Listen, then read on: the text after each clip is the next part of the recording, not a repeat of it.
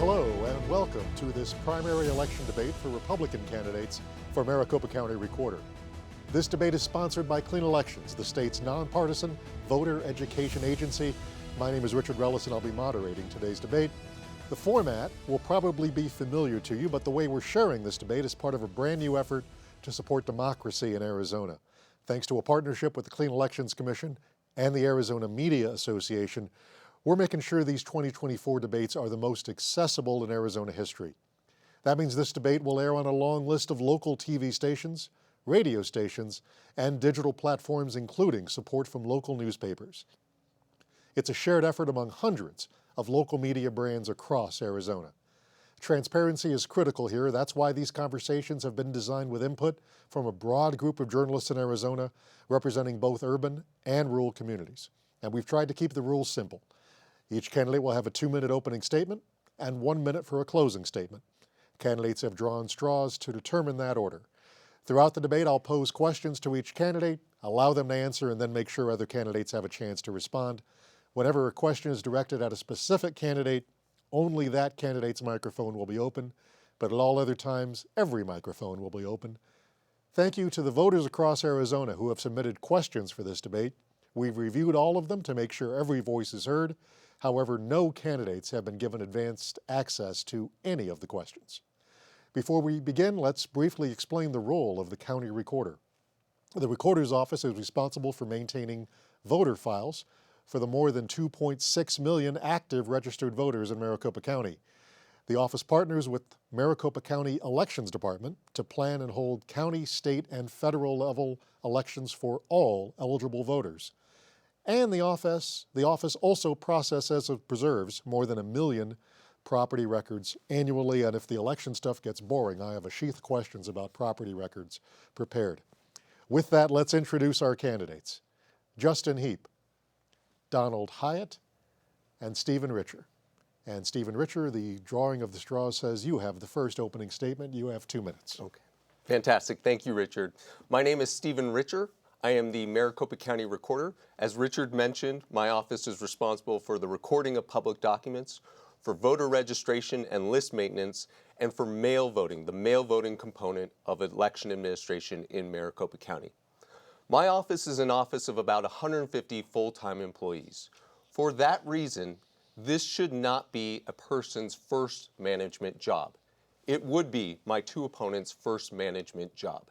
It was not my first management job when I took office in January of 2021. As a result, we've been able to get a lot of things done. We have cleaned the voter rolls. Richard mentioned 2.6 million active registered voters, but that statistic is actually from 2021 when I took office. We are now at 2.4 million registered active voters in Maricopa County.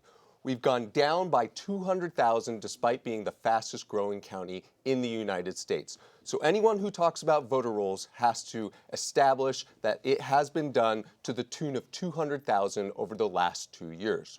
We've also done things like Maricopa Title Alert to prevent against title fraud. We've done things like enhanced ballot tracking. We've done things like rebuild our website. And another hallmark of my office is that we follow the law. Many cases have been filed over the last 3.5 years. My office has lost 0 cases, 0, because we follow the law. And it's for these reasons that I've been endorsed by the likes of Governor Jan Brewer, Governor Doug Ducey. Every single professional organization that has endorsed in this race has endorsed my candidacy.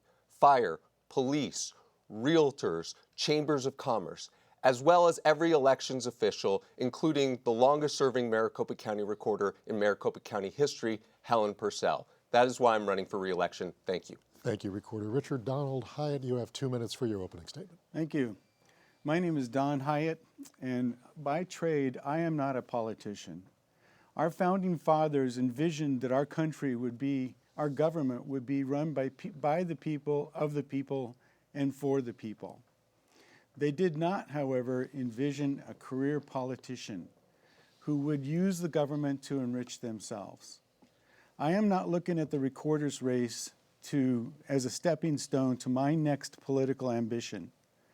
I have a lifelong career of working with data integrity.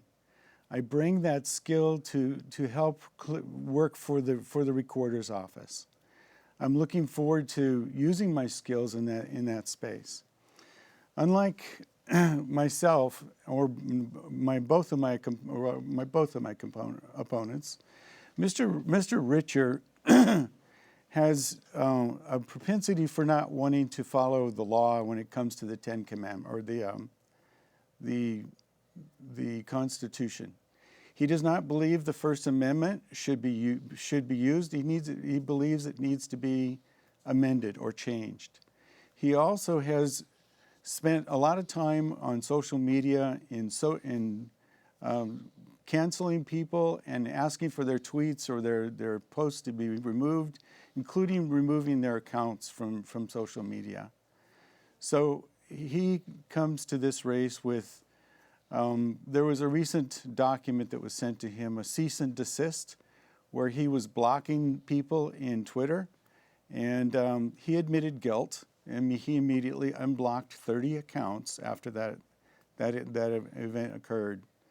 So I think that there's some issues that we have to look at as the integrity of the person who is going to be in this office. Thank you. And the final opening statement, Justin Heap, you have 2 minutes. Thank you. I'm Justin Heap. I'm running for Maricopa County Recorder. My family loves Arizona. For 6 generations, my family has poured our blood, sweat, and tears into clawing a life from the high deserts of Arizona. For the past 170 years, we have worked to create our own American dream right here in Arizona. And we have toiled to help make it a place of opportunity for our neighbors and for our fellow Arizonans. I'm running for this office because Maricopa County's elections have made us a national laughingstock. The 2022 election, from half the voting centers going down on the day of to a 3-week delay before we knew who had won the election, it has become clear that ensuring the right of every citizen to have confidence in their vote, regardless of party, has become the civil rights issue of our time. Unfortunately, our current county recorder has taken a different path, a path that disrespects and demeans the voters, a path that attacks anyone who criticizes his office and laughs off even the suggestion that there might be anything wrong with our election system. If I am elected county recorder, I will work tirelessly every minute of every day to ensure that we reestablish confidence in our election system, to show the voters in an open and transparent way that all Arizona election laws are being followed, that the voters are being respected and their concerns are addressed, and that everyone can have confidence once again in their right as a citizen to vote. We can fix this system. I hope that you will support me. Thank you. And now on to questions. Mr. Hyatt, we'll start with you. You spent time at the tabulation center and done some tours with Recorder Richer. What did you see there? Did anything that you saw concern you or sort of make your belief in the election system greater? When it comes to technology, you can't determine what's going on. You can follow the trace of the wires around the room, and if you were allowed into the room, you might be able to conclude, yeah, they don't go anywhere. But just standing there looking at it and the statement made, it can't be verified. So when I was also there, I did go to Runback as the Republican observer to watch those operations. And the evening started at MTech. Ballots started arriving. A car arrived with a ballot box. And then they started sorting out the envelopes, getting them all aligned, putting them into trays. Took them over to Runback. And then Runback has a large machine called a remittance processor that they use to count those ballots and sort them into different categories. Sometimes they'll have, an odd one was that somebody had picked up a green envelope from 2012, and that couldn't be used in this election. So that had to be outsorted. So the whole process was getting the ballots sorted into trays, then they were put into a safe at Runback under camera control, but you as a citizen can't see that safe. So I can't tell you what happened after I left. Those are the kinds of problems that I think still need to be vetted out and clarified to make sense out of it. Mr. Heap, same question. Have you visited the tabulation centers or any of the run-back areas? If not, why not? And if so, what did you see? I have, and I have a lot of supporters that have gone down and taken the tour to Runbeck. I know I watched the one that they live cast to see the system. The issue with going down to Runbeck or to MedTech or anything, I often tell people, look, I've been to Disneyland a dozen times. I have no idea how Disneyland works.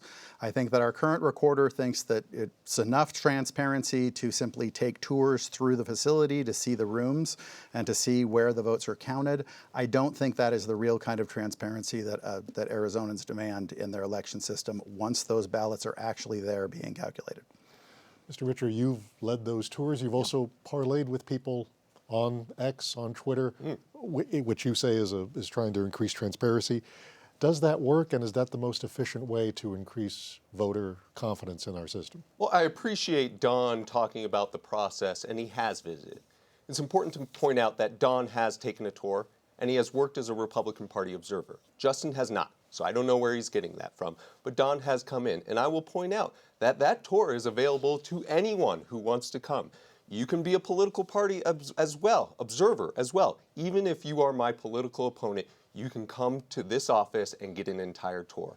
I would also say that it's a bit telling that my two opponents can't even get the name of the facility right. It's not MTech, it's MICTech. And that goes to a broader point that this is a confusing office. And Mr. Heap, in his opening statement, said something about voting centers and equipment going down. But as I said at the outset, my office is not responsible for in-person voting. If you want to have a role in in-person voting, then you should run for the Maricopa County Board of Supervisors. If you do not appreciate the distinction, then you have not done your homework. As for our means for transparency, I would say that we are competitive with any jurisdiction in the United States.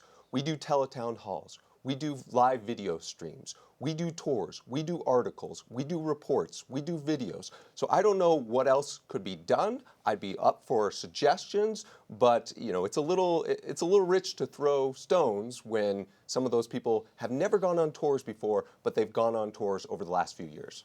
Thank you, Mr. Heap. Next, there was an op-ed in the Republic announcing a new group called Right Count, written by former Arizona Governor Jan Brewer. And she said, quote, complaining about the rules every time we come up short is not a recipe for advancing a conservative agenda. She wrote about measures already in place to ensure elections were secure, talked about baseless conspiracy theories that were out there, and said we need to hold to account, quote, those who seek to sow discord and division for political gain. She didn't mention any names, but obviously she's talking about somebody there.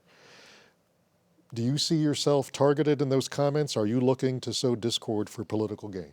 No, I don't see myself targeted in that, but it does, I think, highlight a problem that we currently have in Arizona, which is why do the voters not trust the system? And the problem that we hear from election officials like Mr. Richer and from others is that all of the lack of confidence that voters feel comes from sources outside of the actual elections offices, the people that run the elections. They refer to candidates or to political parties. They talk about social media influencers or the media spreading false information. But I have spoken with thousands of Republicans across Arizona and across Maricopa County. And in fact, I've had 2 now forum debates with Mr. Richer, and in both of those cases, I was able to ask him a simple question. He insists that he is doing a good job of cleaning and maintaining our voter rolls. So in both of those cases, I asked the audience, how many of you, raise your hand if you or someone you know received an extra ballot in the mail in the last election cycle? And in both those cases, almost half the hands in the room go up. And you can do that with any group of voters anywhere in Maricopa County. The reason why people do not trust the system is how poorly our elections officials run the elections. It's not because they believe misinformation on social media. It's because they see the same problems happening election cycle after election cycle after election cycle, and they cannot get their elected officials to even acknowledge that this is a massive problem and to address their concerns. That is why people do not trust our election system. It is because of the maladministration and poor job that our elections officials have done, both in running the elections. When we had a 3-week delay before we know the answer, that is on Stephen Richer's office. And when he mocks those who ask legitimate questions like, why did I receive additional ballots at my house, and dismisses those claims, that only does more to make the voters more confident that they should not trust this system. Thank you. We'll come back to that additional ballot question because that is intriguing. Mr. Hyatt, do you feel yourself targeted in Governor Brewer's comments about, are there people out there looking to sow discord for political gain? Oh, I'm sure there are some people, but I'm not one of them. I'm not a politician, so I'm not sure even I would even know how to do that. But I will tell you that the people out there do know that there is something wrong. Last Saturday, Mr. Richer was laughed off, or actually booed off of the stage, when he was asked if the 2020 election was stolen, and he said no. The entire audience booed until he left, because that's what the people experience. They experience elections that are disasters. They don't really understand that maybe Mr. Richer is only responsible for early voting or not, but they blame the system and including the recorder for this. So the problems that occur are very visible and very, very real to people. And they're not going to go away until we can start showing that we have elections that work, that people don't have problems. They don't end up standing there for hours waiting for things to happen. So that's my comment on it. And we'll come back to the stolen thing too. A different question for you, Mr. Richer. After the 2018 election, the Arizona Republican Party hired an outside consultant to look at how county elections were run. It's a 28-page report with 200 pages of attachments that I'll try to summarize in 10 seconds. It said that the recorder at the time, Adrian Fontes, improperly publicized emergency voting centers, and that he changed procedures regarding signature verification. It had some unverified theories about coordination with Democratic candidates and officials, and that at least one voter received a ballot at a polling place that was already filled out. That audit was authored by you, Mr. Richer. Do you see a distinction between the questions you raised in that audit and the questions you're facing now as a sitting recorder? Absolutely. There's nothing in there about a stolen election. There are very specific statutory allegations which were found to be true. And we won court cases. And that is a distinction. Again, we have never lost a court case. If you have a problem with how we are administering the elections, if you don't think we're complying with the law, then sue. But we have won every single court case because we follow the law. And so, yes, I do. And I would say that just the professionalism of that report versus some of the reports that have come out since the 2020 election is markedly different. But I would go back to some of the points made previously. I would say, again, anecdotes are nice, but if you are saying that I do not clean the voter rolls, then you have to explain how we've gone from 2.6 million registered voters to 2.4 million registered voters, despite being the fastest growing county in the United States. The other thing I would point out is, regarding that Saturday event, it was my last question, so that's why I answered it and then left. I was booed because I truthfully answered, was the 2020 election stolen? I said no. But my ability to do that should hopefully give confidence to voters. Now, these two have yet to answer that plainly. They can't tell you yes or no. They might hem and haw, but they cannot even answer the most simple question as to whether or not the 2020 election was stolen from President Trump. And if you can't answer that, then you either haven't done your homework for this office or you lack the courage to be in this office. Mr. Heap, and I guess we'll follow up on that last point. During your introductory news conference, you were asked if you thought the 2020 or 2022 elections were stolen, and you said as an attorney you only can make statements you can prove. Just to be clear, I'm asking you, Justin Heap, only you know what's in your heart and mind as an individual. Do you believe either election was stolen? Well, I'm going to give the same answer that I did. As Mr. Richer said, we've had cases go. We've had a lot of cases thrown out. We've never actually had a case that actually got to an evidentiary phase. We've never had a trial. We've never had a full examination of the evidence. As a civil liberties attorney, I don't make statements that I can't prove. But what I can say is two things. that there were inconsistencies and illegalities that were happened. I do not believe laws were followed. We had an almost complete breakdown in our chain of custody. We do have unsecured voter rolls. Stephen can continue to claim that he's done it, but I have talked to thousands of Arizonans who received additional ballots in the mail. I received an additional ballot at my house in someone else's name who has never lived at my house.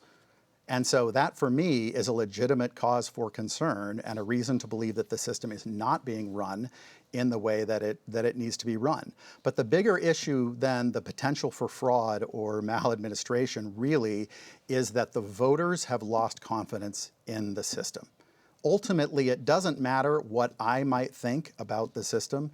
If a substantial portion of our voters no longer trust that their ballots are being taken care of, that their voices are being heard, that alone is enough for our elected officials to treat them with enough respect to show them that we are fixing the system, to make changes, to reform our system in a way that restores confidence and transparency. We have all the tools to do that under Arizona law. We are simply not doing them with our current county This recorder's being office. a debate, not an interview, we'll take that answer as that. And before I get to you, just a brief follow-up. Do you need to keep the answer about whether the election was stolen opaque to gain votes of moderate Republicans? No, I give you exactly the same reason that I gave, that I'm not going to make statements that we have not been given enough evidence. There's not enough transparency in our office for us to make a definitive statement. I can say that I think the election rules were not followed and that citizens are right to be skeptical and to doubt that system. I agree with them. Mr. Hyatt, was either the 20 or 22 election stolen? Yes, and I'll explain how. And this is how people see it. Mark Zuckerberg dropped in illegal drop boxes. There was $2 million that was given to the elections, Arizona elections, by the Zuckerbucks group as well. There was questionable chain of custody, as Justin mentioned. There was questionable ballots that people looked at. There was all kinds of changes on the data, on reporting of the system. And that's what people see when they look at an election. And whether it's proved in court or not, they look at that and say our election was stolen because of all of those steps that were put in place around it. That's what stole the election. Mr. Richer, there's no, unless they boo you, was the election in 20 or 2022 No, stolen? the election was not stolen, but we need to go back to a few comments that were made. Whether or not the courts ruled, I'm sorry, but the courts are where we go to evaluate fact and to evaluate law. And Justin is either not done his homework or he's lying in saying that we haven't had trials. Following the 2022 election, I appeared as a witness in not one, not two, but 3 election trials where we had a trial with evidentiary hearings in front of a judge. That's the same of the 2020 election. Now, I appreciate that Don at least has the courage to say yes. But Justin stood here again, and he hemmed and hawed. He didn't give you a yes or no, and I would suggest that that is what is damaging to confidence to voters in Arizona. He also made some vague allegations that the law wasn't followed, but yet can't explain why an officer of the law can't explain why 0 court cases ruled in favor of a stolen election. And yes, there were evidentiary hearings, and there were over 60 court cases following the 2020 election. So no, the election in 2020 was not stolen from Donald Trump. We'll stay briefly on this. Why do you think the court challenges have not been successful in either cycle? Well, I think one thing that we don't like to talk about is that the reality is that our courts are not very well adapted for handling election challenges. By definition, they are slow, deliberative processes that require all evidence to be provided in advance so that both parties have plenty of time to review all the evidence in order to make their case.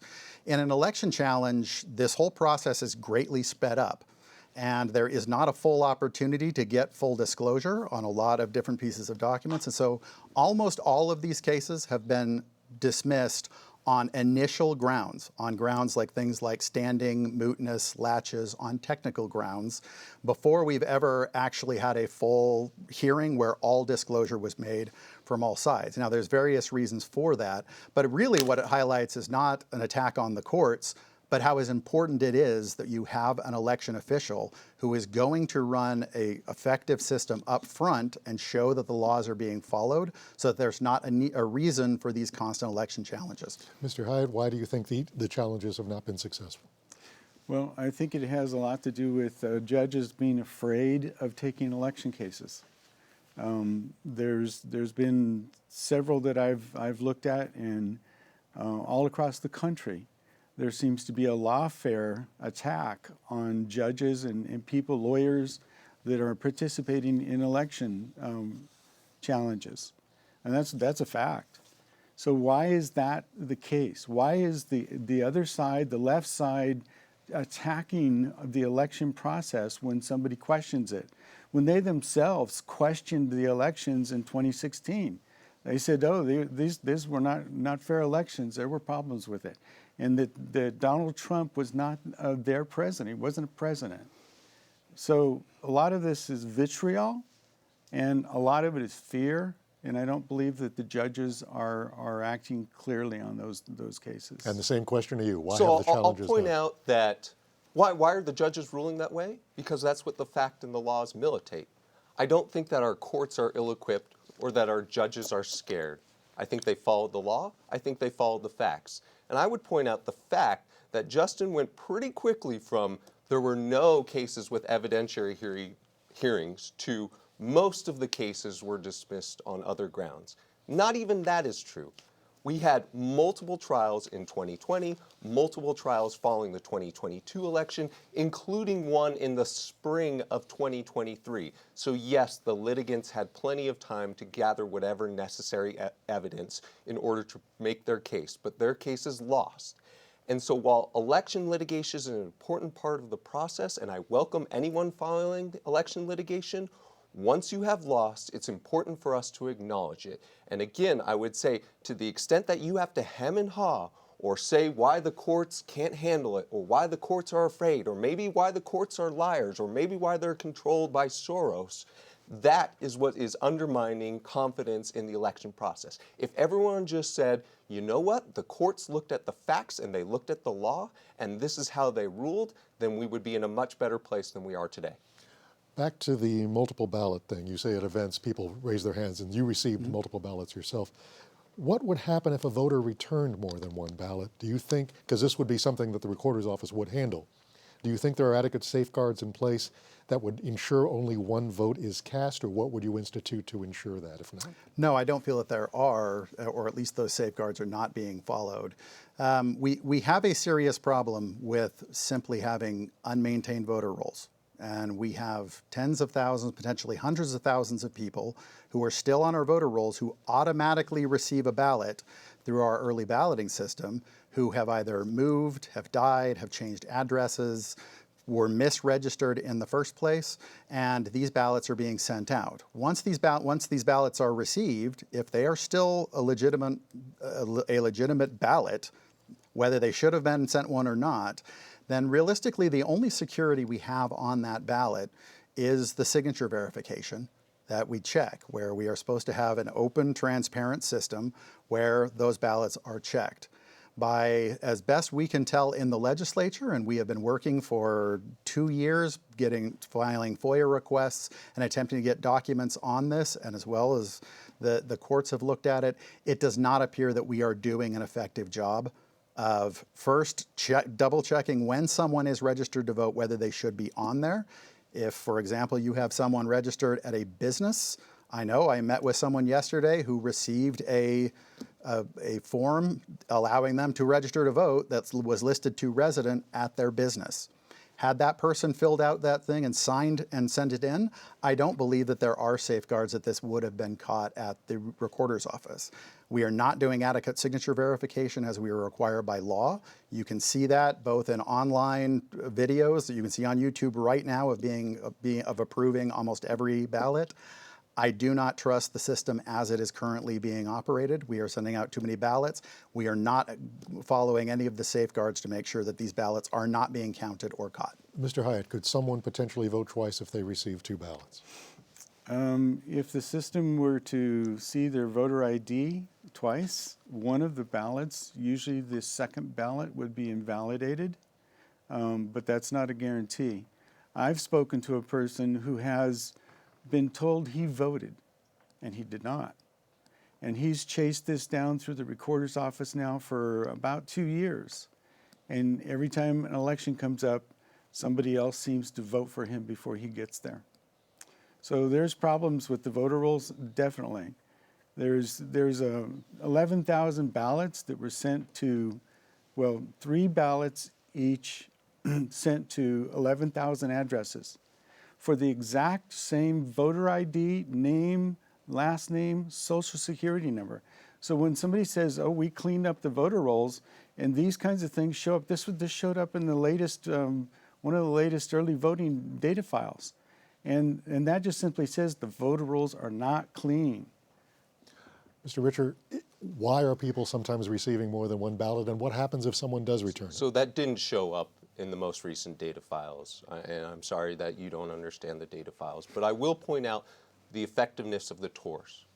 Don knows that on early ballot return affidavit envelopes, there's a barcode that links to the voter's profile.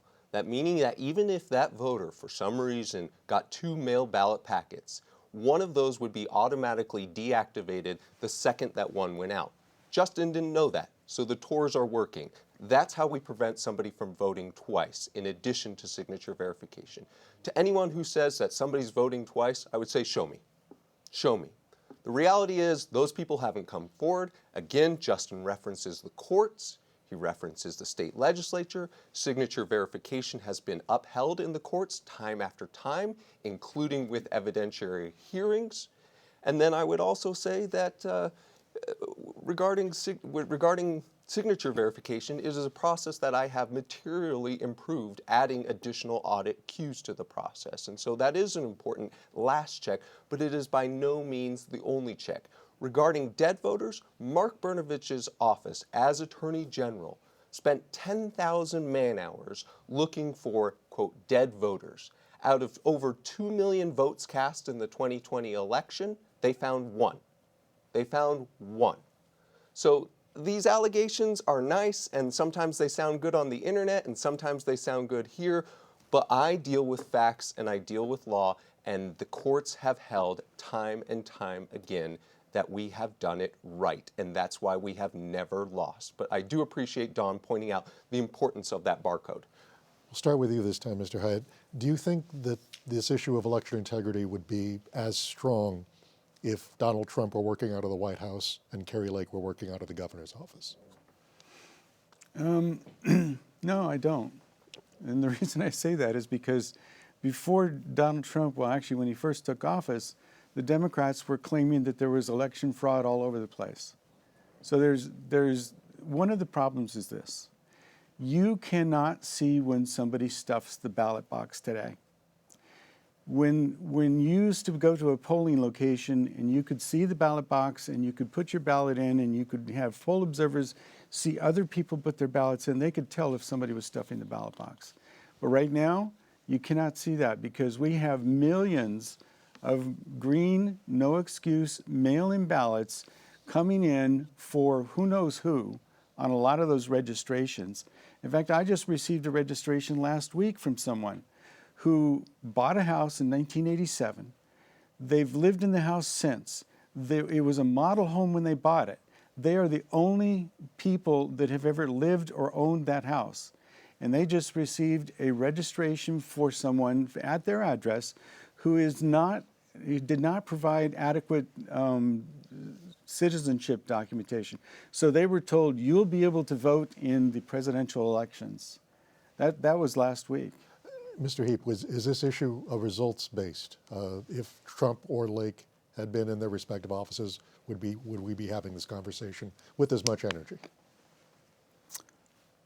Well, I imagine we might have it from the other side. I have to address, though, what the game that Stephen appears to be playing here, which is to take statements that we make, slightly change the meaning of what is said, and then imply that there's some sort of lie occurring here. What I said was that the courts had never had a trial. We've never had an actual full trial. Not that no evidentiary hearing in any case had ever been held. That's a very different thing. We've never had full disclosure. Then when I said, I received an extra ballot at my house in someone else's name, not my name, the name of someone else who never lived at my home. I didn't say that if one person sent 2 ballots with their name in it, that wouldn't be caught. What happens to the hundreds of people that I have just met with who have said, I received ballots for other people that I don't know that have not lived in my house? Can we be sure that that some of those people aren't simply filling out those ballots, scribbling a signature and sending it in, and that is being caught? I don't think that we can. I don't think that we have the safeguards or the systems in place. But I go back again to it's the problems in our election system. It's the way our elected officials poorly run our elections and then dismiss and disrespect the voters that leads voters to have a lack of confidence. It's not the results.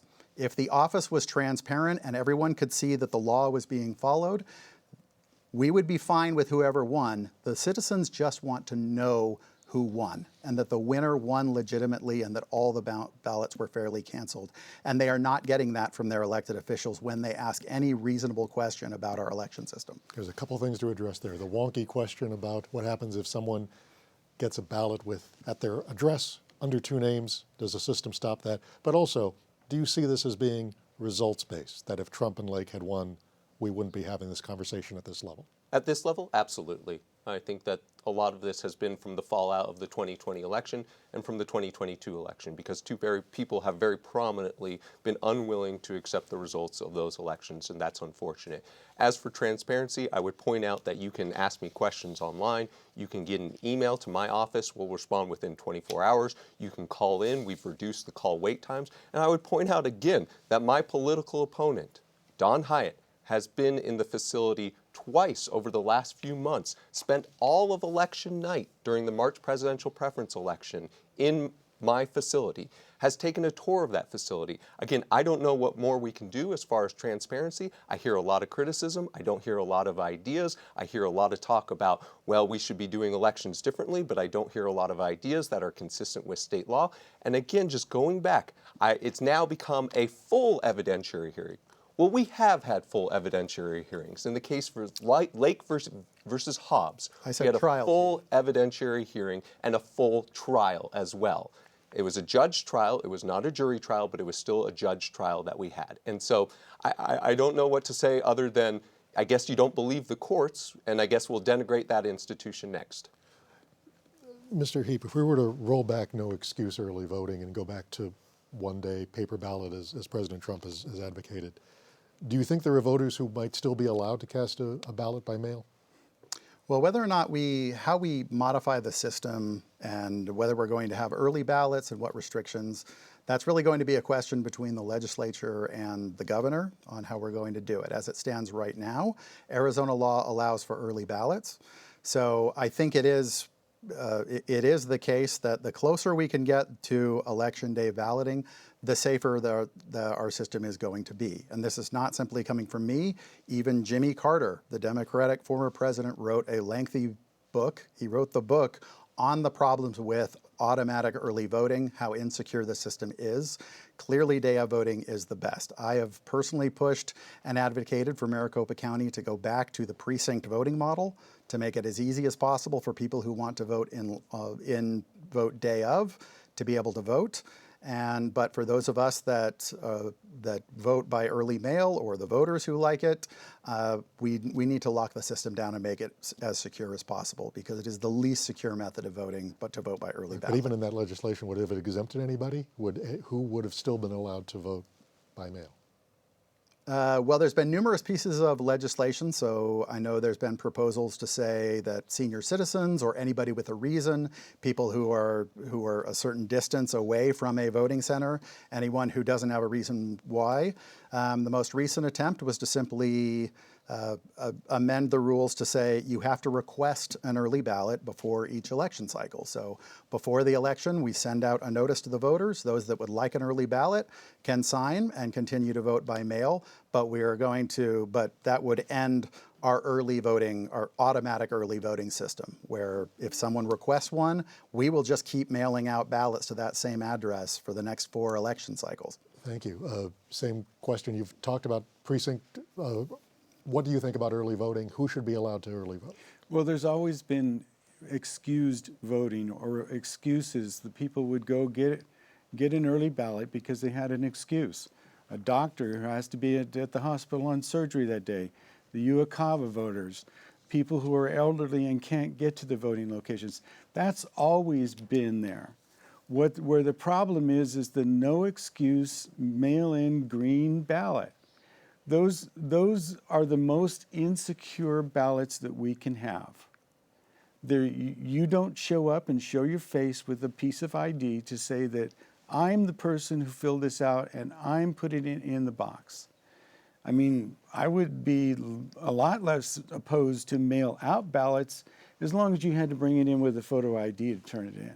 Okay. Because then we would be able to verify who it is. Right now, we've heard about NGOs out there that are gathering up ballots, the 2001 Mules movie, and they're voting with these approaches. Mr. Richer, your thoughts? Does the mail Just real early quickly, voting system need to be tightened up? I would point out that the 2000 Mules movie has even been taken out of theaters, and the book has been taken off the shelf because the publisher acknowledges that it made many false statements. And so I wouldn't put much stock on that. Arizona has had no excuse vote by mail since 1992. In the mid-2000s, Arizona created what was then called the Permanent Early Voting List. We've gotten good at this system. I think that we're one of the best states in the United States. We weren't one of the states when in 2020, when the pandemic hit, who all of a sudden had to figure out vote by mail. We've long had over 70% of our ballot returns come through no excuse vote by mail. Now, we will follow the state law, and the state law is written by the state legislature and signed by the governor. So if they were to change that, which I don't think they're going to, but if they were to change that, we would of course follow it. Now, I would point out that if it's only election day, then the recorder has no election responsibilities because the Board of Supervisors runs in-person voting on election day. Mr. Heap, there's been a lot of talk about the problems with election integrity and the problems with the office. A lot of the blame is being put at the feet of the current occupant. But do you think there's a deep state of some sort in the recorder's office? Are there longtime staffers who go back to the Helen Purcell era? Would you do some sort of vetting of long-term employees if you took office? Well, it seems that certainly in the last 2 election cycles, the voters have lost confidence in the system. And it is the case that most of the employees who are in that office are the same people who were there in 2020, who have been there who were there prior, who were hired under a radical Democrat, Adrian Fontes, and those are the majority of them, or they've been there since Helen Purcell, which means they have been there for 10 to 15 election cycles. They are career bureaucrats. We need to do a review of everyone who is in that office, and we need to change the internal policy. We need to step in and basically do a performance review on the actual employees. We need to put forward a plan that says this is what Arizona law requires. This is how we are going to show the people that we are following Arizona law, and here is how we are going to correct the system to address what the voters are demanding of us. So, yes. Mr. Hyatt, same question. Do you think that you need to root out the longtime employees who have been there? Well, I think you would have to look at that, but I don't think that's really the core problem. I think that there's a lot of other areas where the issues lie, and I'll keep pointing back to the mail-in ballot. You can't prove that an envelope that came through the mailbox was actually put there by the person who's written on the outside of the envelope. There's supposedly a signature verification, and I say supposedly because we've all seen the issues with that. Somebody sitting there clicking and accepting every signature at 1.6 seconds each. I've been trained on the 38-step Secretary of State signature verification process. I've done, I think it was 20,000 signature verifications. My average rate was 20 seconds per each signature, because you're looking at signatures that come off of pin little tablets, kinds of things that make it very difficult to look for any kind of finesse in the signatures.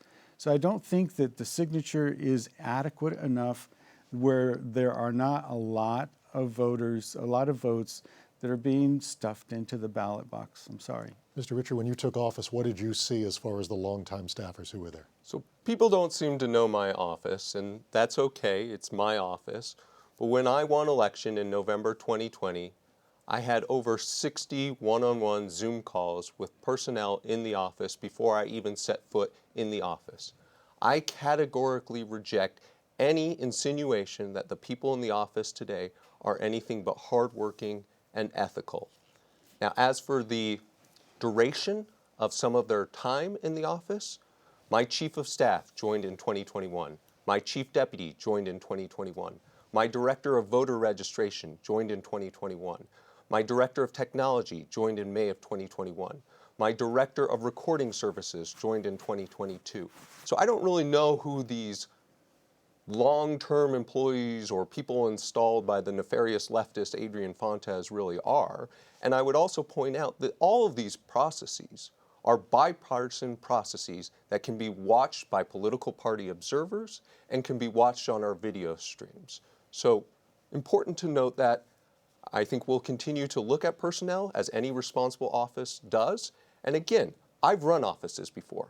I've been a manager. I've been in charge of large number of people. That's not true of these two. I'm going to have to take exception to that and rebut that, please. We'll have to move on to another personnel question.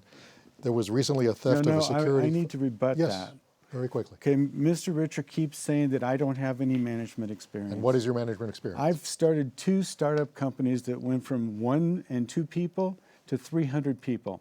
I've managed staffs of as large as 75 and quite frequently 45 and 60 people. So I'm going to settle that right now. Point made. That I Recently have there was experience. a theft of a security fob and keys from the election center, not your department, run by the Board of Supervisors, but still the recorder's office hires temporary workers too. Obviously the security fob and keys were recovered, but what security measures have you implemented to prevent such thefts and vetting of any temporary employees that the recorder's office hires? So we do not vet for political background. We think that's very important. We welcome people who have different political backgrounds. In fact, it's a necessary ingredient in the process, such that Republicans are watching Democrats. I am proud that we have achieved a level of bipartisanship never before seen in our temporary worker recruitment program. Now, regarding security, we built a fence surrounding the MCTEC facility. We installed additional cameras. We put security personnel inside the building. We did more with badge access. We did more with port blockers. We did more with exposed wiring. We put things in Faraday cages. I didn't even know what Faraday cages were until I took this office. And I would point out in the board's defense that the system worked exactly as it should have. The person was apprehended immediately. He did not have any political motive. He is now in the hands of the authorities, and he did not change or alter any system. But nonetheless, the board is going back, resetting things just to be extra cautious. To security, Mr. Heap, election workers, poll worker volunteers report feeling threatened. What steps would you take to ensure their safety? Well, obviously I condemn any sort of violence or threats against any elected officials. That's simply not part of who we are as Americans, and I would categorically reject that. I also condemn what seems to be the Democrat use of the abuse of government to go after and to weaponize our justice system, our legal system, to attack political officials that they don't seem to approve of. I see both of these as an attack on our institution as Americans. If anyone makes a threat against a public official, I believe they should be prosecuted to the fullest extent of the law. Mr. Hyatt, steps to ensure the safety of election workers and poll workers? Well, I think training is one aspect of it. I think there's a fear-mongering aspect that's been pushed into it.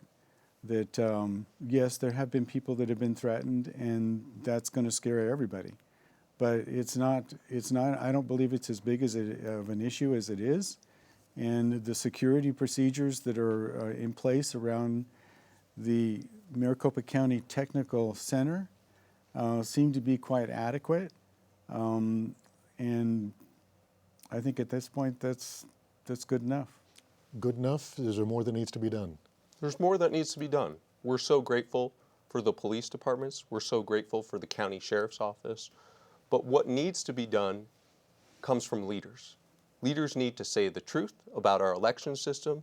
Leaders need to condemn when people take it into their hands to do crazy things or say crazy things. And unfortunately, there hasn't been enough of that. There haven't been enough people saying, no, these people didn't steal the 2020 election. No, these people didn't steal the 2022 election. And when you go on television and you lie to a large number of followers about what happened in those elections, then it's no surprise that 1 out of every 3 election workers in the United States of America has received a threat. That's not good for the future of election administration. That's not good for the recorder's office, no matter who's at the helm.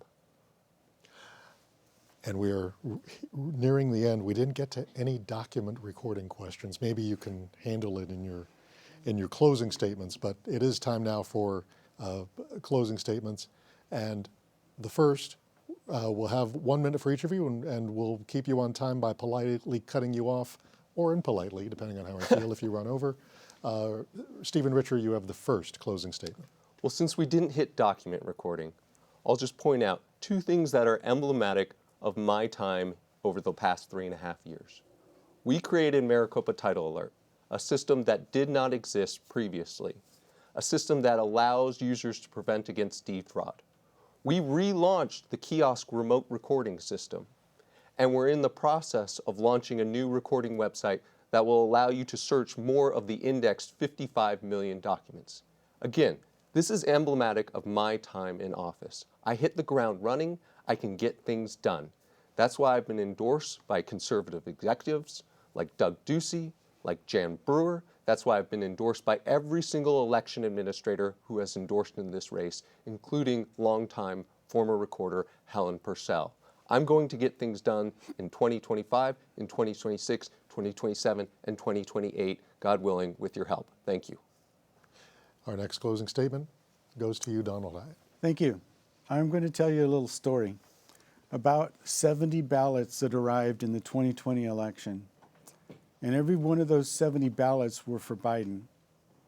And the funny thing is, they were all mail-in ballots. So there should be some randomness. You should have some intersprinkling of other ballots. But they weren't there. And in fact, what you find out is that's the odds of that happening is 1 in 8 quadrillion. That's like buying a lottery ticket every weekend and winning. It's a mathematical impossibility for that to have occurred. And that's why I'm telling you that there's places and ways which ballots can be injected into the system, can be stuffed into the ballot box. We have to end our love affair with this no excuse mail-in ballot. If we want to save our state and if we want to save our country, we're going to have to end our relationship with that. That's what I tell the people. It's up to them. Thank you. And our final closing statement from Justin Heap. Thank you. So what we've heard here from our current county recorder is a lot of word games, a lot of accusations of lying. And the reason that he's playing these word games is because he doesn't have a record that he can stand on. He was the man in charge, the chief elections officer during the worst run election in Arizona history. And now he is running for re-election and asking you to have him in place for the next 2 election cycles. Every poll shows that voters across the spectrum, Republicans, Democrats, Independents, do not feel confident in the way our elections are run in Arizona. And a big part of that is Stephen Richer and the way he has conducted himself and run his office. It's time to replace someone in that office. I have spent the last 2 years working on Arizona election law in the legislature, and the one person I have never seen at the legislature is Stephen Richer. They're advocating for his office. We will respect the laws, we will restore confidence in the system, and we will make sure that the voters can once again feel confident that their votes are being fairly counted. I hope you'll support me for Maricopa County Recorder. Thank you. And I'm going to keep you for 1 minute because we have just a few seconds left. Briefly, is there misinformation out there regarding election integrity? Just a very brief answer.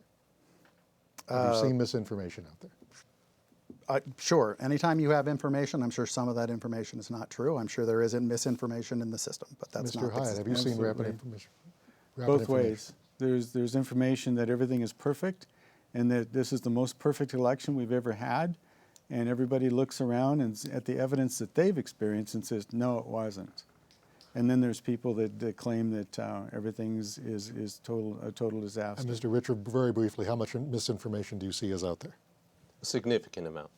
And that's why we're so active in all that we do for transparency. That's why we do the tours. That's why we do the live streams. That's why we do the teletown halls. That's why we answer questions online. Maybe you could start charging, get the county some money for those tours. They might be very popular. That wraps today's debate with the Republican candidates for Maricopa County Recorder. As a reminder, the Arizona primary election is on July 30, and early voting starts very soon, July 3. All registered voters can participate in the primary, including independents. There are a lot of offices up for election this year, so we'll keep hosting debates through the November general election. Head to azmedia.org to see a list of every local media partner, plus upcoming debates and where you can find them on TV, radio, and digital platforms. You can also see the full debate schedule, learn more about clean elections, and submit questions for future debates by heading to azcleanelections.gov. On behalf of our partners at Clean Elections, the Arizona Media Association, Reister, and Bitfire Studios, thanks for joining us.